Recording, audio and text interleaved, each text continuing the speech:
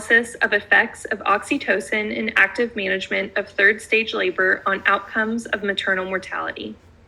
The authors of this review are Alyssa Blakely, Bailey Corporon, Melissa King, and myself, Sydney Try.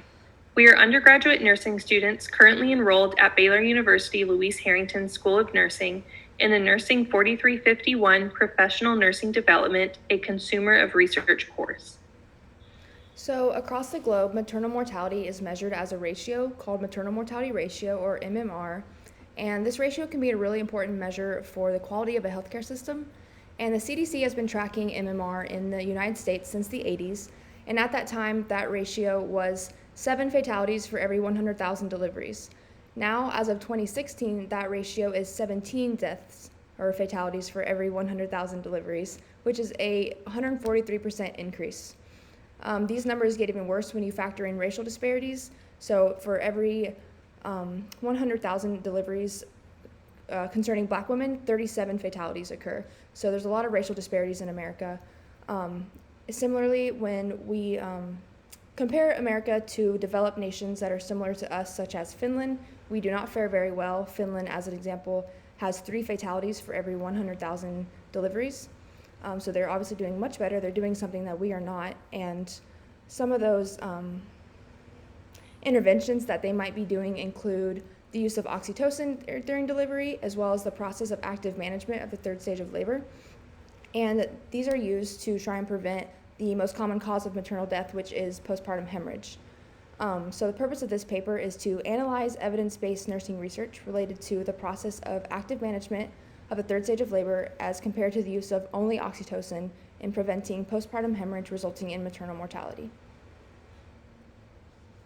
For our search strategy, we conducted literature searches using the scholarly databases OneSearch, the National Center for Biotechnology Information, Academic Search Complete, and PubMed.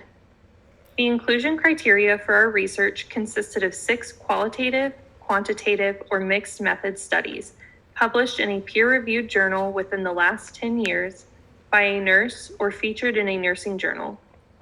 The primary search strategy used keyword combinations of maternal mortality and postpartum interventions.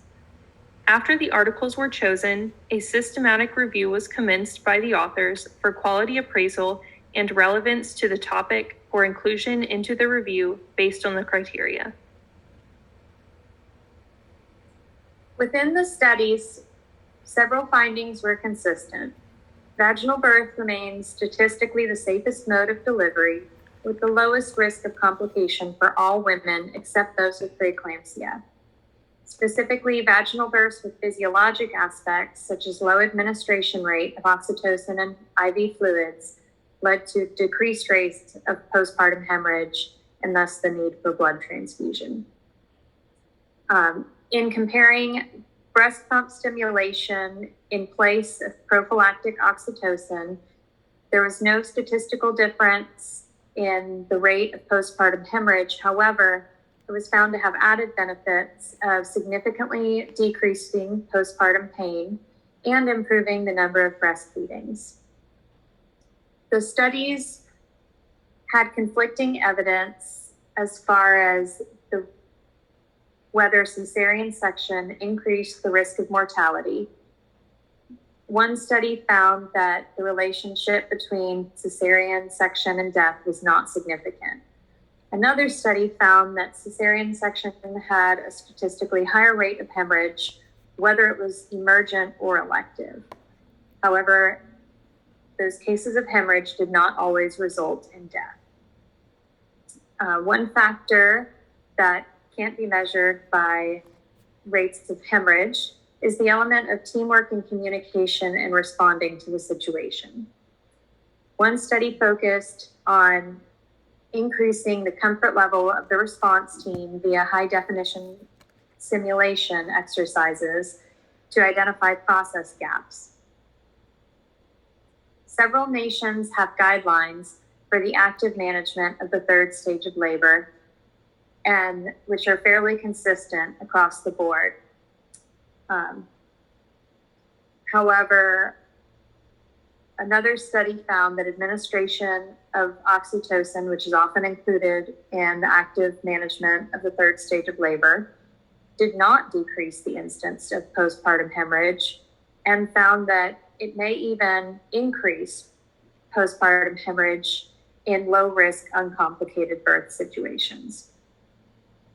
And it may also prolong the third stage of labor and increase the risk for retained placenta. There was no clear prevention strategy that emerged among the studies.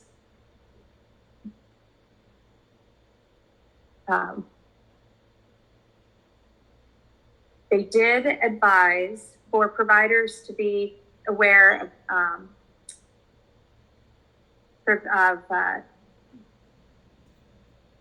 the study by Erickson implored providers to consider postpartum hemorrhage strategies throughout labor versus just focusing on the third stage management. They also advise for providers to be aware of genital tract trauma as a source for blood loss, avoiding elective cesarean section, and really refining the criteria in order to change from an attempted vaginal delivery to emergent cesarean section may lower a woman's risk for associated complications, including hemorrhage. When complications arise, protocols that focus on response to specific clinical events can have enhanced effectiveness, increasing patient safety.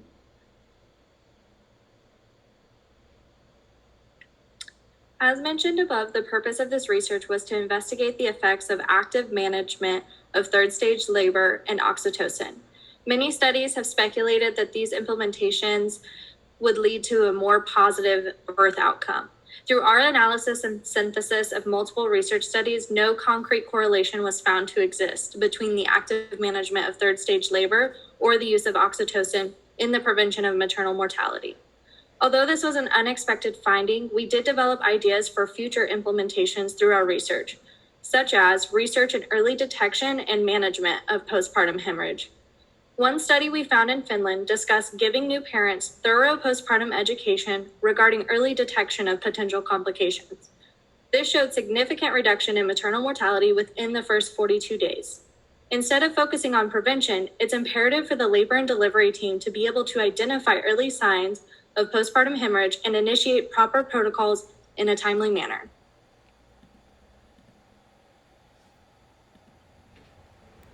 Maternal mortality is a multifactorial issue. While andAMTSL and oxytocin may not make a large enough impact on survival rates alone, that doesn't mean there's not a place for them in our nursing practice, and it doesn't mean that we shouldn't advocate for their use when appropriate. Our review of the current research indicates that more studies are needed to determine why the U.S. is faring so poorly in our maternal mortality ratios compared to other developed nations. By dedicating more research to the effects of nursing assessment and early recognition of the signs of PPH, and by modeling after nations who have shown progress in reducing their maternal mortality rate, we can prevent maternal death and make pregnancy in the U.S. safer. And below are our references for our research.